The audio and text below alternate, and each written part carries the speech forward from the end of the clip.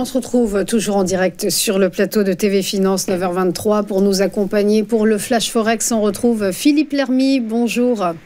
Bonjour Roselyne. Vous êtes trader formateur sur traderchange.com et ancien chef trader d'une banque centrale. Philippe, on va d'abord évoquer les événements de la semaine à venir, à commencer par les suites des élections législatives allemandes, les conséquences économiques et géopolitiques de ces élections fédérales pour l'Europe seront importantes, mais pas immédiates. Oui, alors d'après les résultats définitifs, donc les conservateurs CDU-CSU l'ont emporté avec environ 28, enfin je dis environ, mais c'est 28,6% des voix, mais n'ont pas assez de voix donc, pour obtenir la majorité au Parlement, le Bundestag. Alors, sans surprise, Friedrich Merz sera donc le nouveau chancelier. Il a exclu une alliance directement, il l'a directement exclu avec l'AfD, le parti d'extrême droite, qui arrive quand même second et surtout qui double son nombre de voix avec 20,8% comparé à 2021. Alors, le parti du chancelier Olaf Scholz, le SPD des sociodémocrates, diminue fortement à 16,40%, il perd environ 10% des voix. Et quant à eux, les Verts obtiennent 11,6%. Alors, les libéraux du FDP, les petits partis, affichent 4,33%. Le parti de gauche populiste europhobe, donc nouvellement formé, le BSW, 4,97%.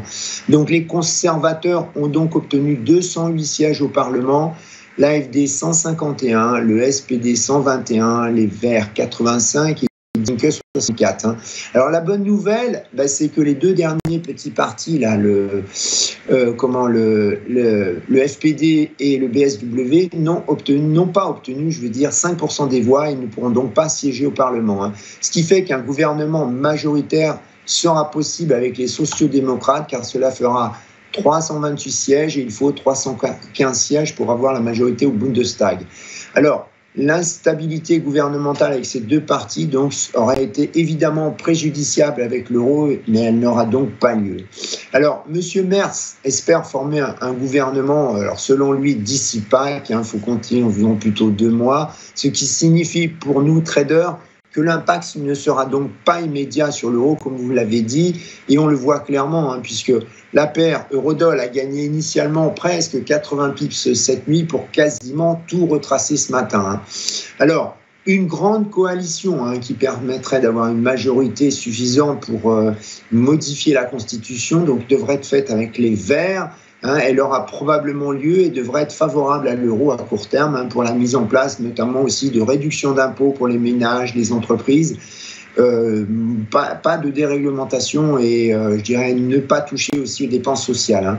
Alors voilà, cette majorité des 2 tiers qui serait obtenue avec une grande coalition permettrait donc de changer le debt rate, le frein sur la dette qui est constitutionnel.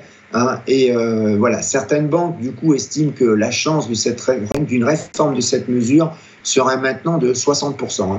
Mais attention, parce qu'il est fort probable qu'il y aura un recompte des voix, car le parti populiste BSW, je vous le rappelle, a obtenu 4,97% des voix.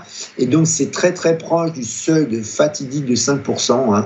Et comme je vous l'ai dit tout à l'heure, son entrée éventuelle au Parlement changerait la donne et ferait vraisemblablement chuter l'euro. Enfin, sachez que le FDP, le BSW et surtout l'AfD sont contre l'aide à l'Ukraine. Ils sont contre les sanctions aussi contre la Russie pour l'AfD. Et d'ailleurs, je vous rappelle qu'aujourd'hui, c'est une triste date donc d'anniversaire car cela fait 3 ans depuis l'invasion de l'Ukraine par la Russie.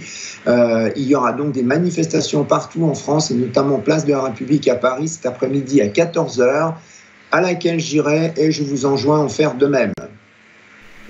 On va poursuivre avec l'indice de confiance des consommateurs américains. L'indice va-t-il refléter une baisse de confiance dans les ménages ? Eh bien, c'est la question.